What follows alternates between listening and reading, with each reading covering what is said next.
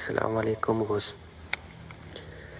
Saya mau tanya, kalau orang sudah berserah diri kepada Allah itu, setelah berserah diri orang itu melakukan pekerjaan di dalam syariat itu, mengerjakan sesuatu yang dilarang oleh syariat, gimana hukumnya menurut Gus? Nah, tolong dijelaskan sejelas-jelasnya. Alhamdulillahirabbil alamin. Allahumma shalli ala sayyidina Muhammad wa ala ali sayyidina Muhammad. Rabbi shrah li sadri wa yassir li amri wahlul 'uqdatam min lisani yafqahu qawli. Amin. Bismillahirrahmanirrahim. Pertanyaannya, bila manusia sudah bermakrifat kepada Allah, apa sudah bebas bersyariat seperti syariat layaknya manusia? Perintah-perintah syariat seperti sholat, puasa, zakat, haji, dan sebagainya. Bismillahirrahmanirrahim. Hukum syariat, hukum manusia itu hanya bagi akil balik. Jadi perintah-perintah agama, perintah-perintah syariat itu wajib hukumnya hanya khusus bagi akil balik, manusia yang sudah berakal. Siapa manusia yang sudah berakal itu? Yakni manusia yang masih merasa mentuhani diri manusianya untuk bersyariat. Pada intinya manusia masih menjadi raja, menjadi penguasa atas seluruh gerak tingkah laku syariat-syariat badaniyahnya, masih diaku-akuinya sebagai syariat diri manusianya. Nah, bagi orang-orang seperti inilah kewajiban menjalankan syariat-syariat Tuhannya. Maksudnya bagaimana? Tujuannya apa? Gunanya syariat-syariat yang diperuntukkan bagi akil balik ini, yang dibawa oleh Kanjeng Nabi Muhammad SAW, supaya manusia bisa kembali kepada Tuhannya lewat syariat-syariat yang sudah diperintahkan kepada umat muslimin. Jadi tujuannya sholat, tujuannya puasa, tujuannya zakat, tujuannya haji dan umroh dan sebagainya hanyalah untuk agar manusia bisa kembali bertemu Tuhannya di alam lillahi ta'ala. Jadi seluruh ibadah dan sholat itu wajib diawali dengan niatan ibadah, yakni di akhir kalimat niat ada password, ada pintu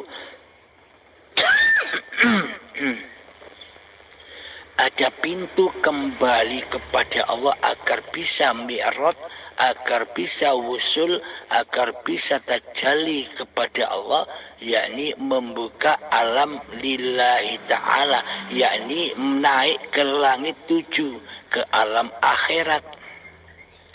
Jadi langit itu bukan langit-langit dohir itu. Tempat untuk mi'rajnya Kanjeng Nabi Muhammad bukan langit-langit dohir itu. Jadi mi'raj tajalli ketemu Allah itu yakni langit-langit yang di dalam diri, yang lebih luas dari langit-langit yang dohir itu. Mau bukti bahwa langit-langit yang ada di dalam diri ini lebih luas daripada langit-langit yang dohir? Pengen bukti? Nah, buktinya begini. Bila tidak ada Allah, bila tidak ada hidup di badan ini, apakah kita bisa menyaksikan alam semesta ini? Apakah kita bisa melihat galaksi-galaksi, melihat langit-langit yang dohir itu? Kan tidak mungkin kita bisa menyaksikan ayat-ayat Allah yang diciptakan oleh Allah. Langit-langit secara dohir itu. Ketika kita berkata Allahu Akbar, mengucap kata Allah, pasti telunjuk tangan kita menuju ke atas, ke langit. Dikira langit-langit tempat Allah itu langit yang dohir. Padahal Allah itu menghiasi, meliputi langit yang ada di dalam diri, yakni Al-Quran Qadim. Jadi langit-langit yang dimaksud itu langit yang di dalam diri.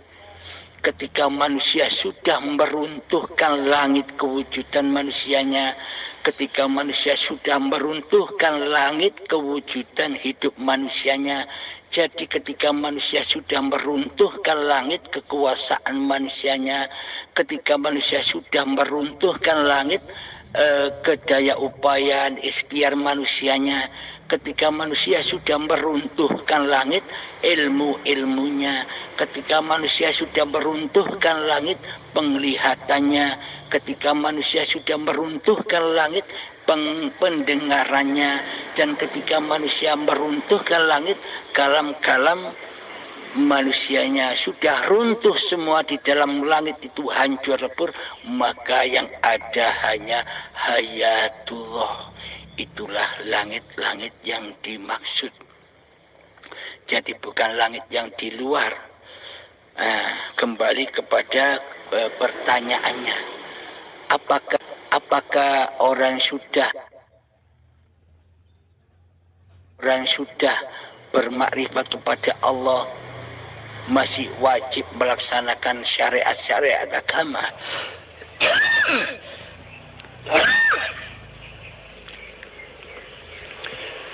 Coba kita ilustrasikan, coba kita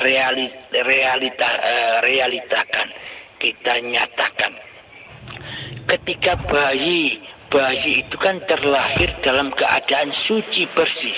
Jadi bayi itu ma'rifatullah. Apa yang dikerjakan bayi bukan dari bayinya, bukan kuasa bayinya, bukan hidup bayinya.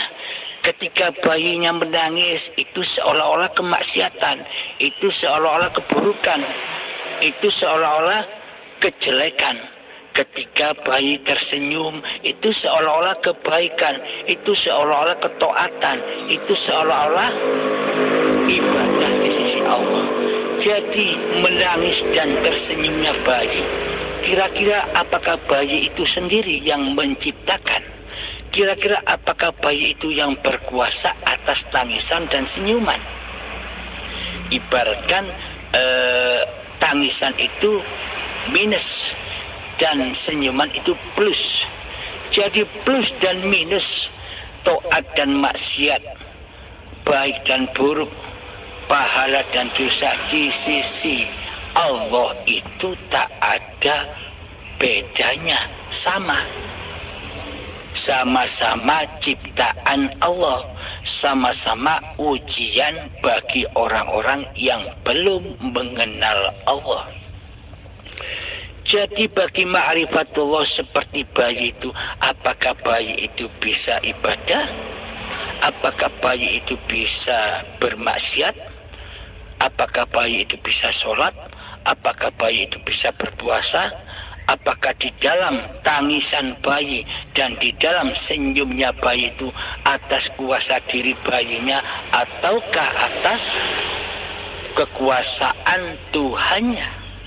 Nah, jadi disinilah bagi orang-orang yang sudah bermakrifat kepada Allah, sudah tidak berlaku lagi syariat-syariat manusianya, karena manusianya belum ada, tidak ada gaib, karena manusianya tidak mampu lagi bersyariat. Bagaimana mungkin manusia mampu bersyariat sedangkan sementara manusianya sendiri tidak ada, yang ada hanya Allah. Jadi semua pergerakan badan ini sudah bukan kuasa manusianya lagi, akan tetapi sudah menjadi kuasanya Allah. Allah lah yang menguasai badan-badan ini. Jadi Allah lah yang bersyariat di dalamnya. baik senyuman, baik tangisan sama saja. Karena hambanya sudah tidak merasa bisa senyum dan menangis, atau hambanya sudah tak merasa bisa taat dan maksiat. Karena ketaatan atau maksiat, senyuman dan tangisan, baik dan buruk, pahala dan dosa itu hanya berlaku bagi manusia yang masih merasa menjadi Tuhan. Hanya untuk manusia yang hatinya merasa masih jadi Allah tapi tidak terasa. Inilah kaca benggala atau ciri-ciri orang-orang yang sudah bermakrifat.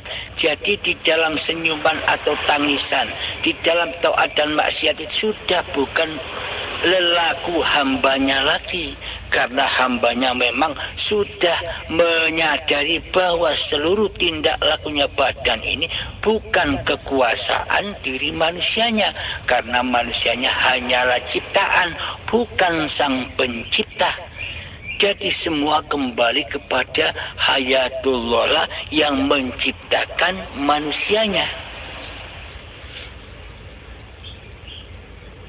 Kira-kira bisa dipahami? Sama halnya kita tidur. Ketika tidur kita bergerak seakan-akan kita melakukan dosa. Dilihat orang itu gerakan badan ini melakukan tindakan-tindakan dosa. Apakah kita kena dosa? Bila saat kita tidak sadar di dalam melakukan amalan dosa dianggap oleh manusia lain, kelihatannya manusia lain kita berbuat dosa. Akan tetapi sesungguhnya kita tidak menyadari bahwa apa yang tergerak dalam badan ini perbuatan dosa. Bila manusianya tidak sadar, berarti kan tidak ada dosa. Yang ada dosa itu manusia yang sadar. Yang sadar siapa? Manusia yang berdosa itu manusia yang sadar bahwa yang berkuasa atas diri manusianya adalah dirinya sendiri, yang berkuasa atas hidup dan badan ini. Allahnya gaib. Inilah manusia yang berdosa di sisi Allah. Meskipun kelihatannya badaniahnya berlaku taat, sholat, puasa, zakat, sedekah dan lain-lain, pasti di dalamnya bukan menyembah Allah, akan tetapi menyembah hawa nafsunya sendiri. Akhirnya hawa nafsunya merasa bangga, akhirnya hawa nafsunya merasa hormat di sisi manusia, akhirnya hawa nafsunya merasa mulia di sisi manusia. Karena hati belum bertuhan, maka apapun yang dikerjakan pasti jatuh ke lembah neraka, yakni hati yang keras melebihi kerasnya batu, itulah bahan bakarnya neraka, yakni nerakanya sudah menyala-nyala. Rasa hormat, rasa mulia, rasa bangga itu kan api neraka, sifat-sifat fahsya wal mungkar di sisi manusianya. Akhirnya timbullah perasaan iri, dengki, ujub, riya, sombong. Semuanya api-api neraka yang bakal menyiksa hatinya di dalam kuburan-kuburan yang berjalan, badan-badan yang dari tanah ini. Jadi penjelasannya, bagaimanakah orang yang sudah bermakrifat itu, apakah wajib bersyariat seperti layaknya manusia? Anda masuklah ke dalam diri Anda sendiri. Coba cek di situ, di dalamnya, di dalam hati kita masihkah wujud manusianya sebagai Tuhan yang mentuhani seluruh syariat-syariat badannya? Bila masih wujud manusia, maka wajiblah manusia bersyariat. Tujuannya agar kembali ke alam lillahi ta'ala. Namun bagi hamba yang sudah makrifat kepada Allah, hambanya sudah tak kuasa lagi atas perjalanan-perjalanan badan ini, karena hambanya sudah sadar bahwa hidup dan badan ini milik Allah, bukan milik dan kuasa manusianya. Jadi berlaku apa saja badan-badan ini semua terserah Allah, tidak ada yang salah, semuanya benar di sisi Allah, karena Allah lah sebagai awalnya di dalamnya.